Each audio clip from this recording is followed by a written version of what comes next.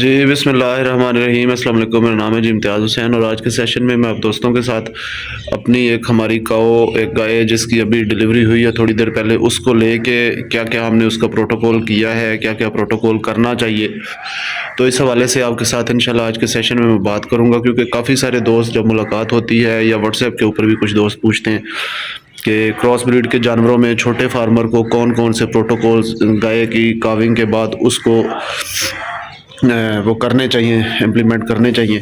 तो मैं कोशिश करूँगा आज के सेशन में इंशाल्लाह ताला इस हवाले से तफसील के साथ जो जो पॉइंट्स हैं वो आपके साथ शेयर कर दूँ।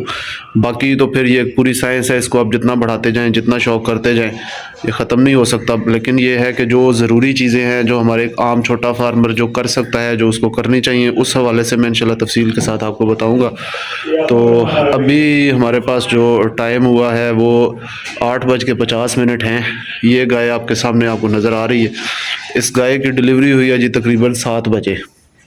7 बजे इसकी डिलीवरी हुई है। बच्ची इसने दी है जो आपको सामने स्क्रीन पर नज़र भी आ रही है बैठी हुई। तो 7 बजे इसकी डिलीवरी हुई है। उसके बाद हमने फौरी तौर पर डिलीवरी के फ़ौरन बाद गाय को कोई तकरीबन 1 किलो वंडा हमने फ़ीड किया है।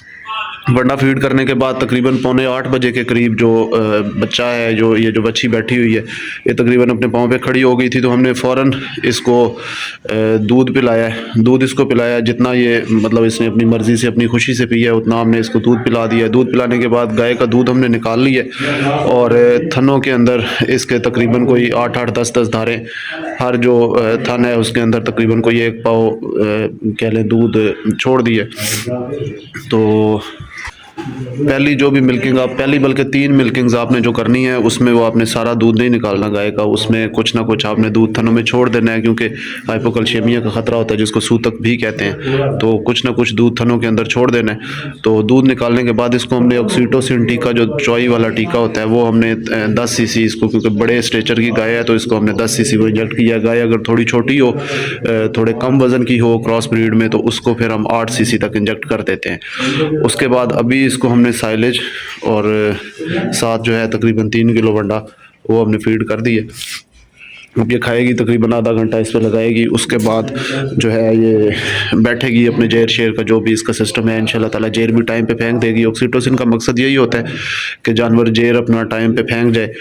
और यही जो बेसिक पॉइंट्स हैं जो ज़रूरी हैं, जो कि हर क्रॉस ब्रीड के जानवर में हमारे छोटे फार्मर को करने चाहिए, वो यही मेन पॉइंट्स हैं। उसके अलावा बाकी कैल्शियम की जो है वो देते हैं, शॉट देते हैं, वो दिया जा सकता है। कैल्शियम ओरल तरीके से पिलाया जाता है, वो पिलाया जा सकता है। लेकिन गाय की सेहत ठीक है तो हमें इसकी ज़रूरत नहीं फील हुई। बाकी वही जैसे मैंने आपको बताया है कि जो ज़रूरी पॉइंट्स थे वही आपके साथ बताऊंगा, आपके साथ शेयर करूंगा। बाकी तो आप इसको जितना बढ़ाते जाएं बढ़ा लें, लेकिन ये वाले पॉइंट्स जो हैं ये आपने ज़हन में रखने हैं कि बच्चा जब भी अपने पाँव पे खड़ा हो उसको दूध पिलाएं जितना वो पीना चाहता है। पहला दूध जल्दी पिलाना बड़ा ज़रूरी होता है बच्चे की आगे जो फ्यूचर में उसकी जो ग्रोथ है या जो उसकी इम्यूनिटी है उसको डेवलप करने के लिए ये बड़ा ज़रूरी है। ब्यूटालक्स का इंजेक्शन इसको हम कोशिश करेंगे कि आज शाम को, या फिर अगर आज शाम को ना पॉसिबल हुआ तो कल के दिन में इसको ब्यूटालक्स का इंजेक्शन जो है वो लगवा देंगे 2 सीसी बच्चे को। और गाय को अभी हम तकरीबन कोई 24 घंटे अलग रखेंगे बच्चे से। उसके बाद गाय को अपने मेन जो बाकी जो गायों वाला सेटअप है उसके अंदर इंशाल्लाह शिफ्ट कर देंगे। बच्चा इधर ही रहेगा और 3-4 दिन या 5-6 दिन तक भी बच्चे को गाय के नीचे से दूध पिलाएंगे। उसके बाद बच्चे को हम फीडर के ऊपर शिफ्ट कर देंगे।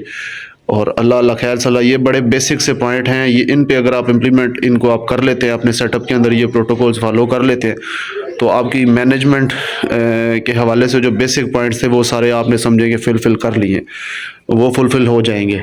तो यही आज का सेशन था जी। मकसद यही था क्योंकि काफ़ी सारे दोस्त पूछते थे कि क्या करना चाहिए, कैसे करना चाहिए, तो वो मैंने सोचा कि आपके साथ उसको रियल टाइम एक क्योंकि अभी बाय चांस जानवर की काविंग होगी तो मैंने सोचा कि आपको रियल टाइम पिक्चर शेयर कर दी जाए। तो यही सेशन था जी आज का। दुआ में याद रखिएगा। इसके अलावा अगर कोई आपका कोई पॉइंट हो, कोई आप बात पूछना चाह रहे हों तो वो आप कमेंट्स पे भी पूछ सकते हैं, व्हाट्सएप के ऊपर भी रब्ता कर सकते हैं। दुआ में याद रखिएगा। अपना बहुत ज़्यादा ख्याल रखिएगा जी। अल्लाह हाफिज़।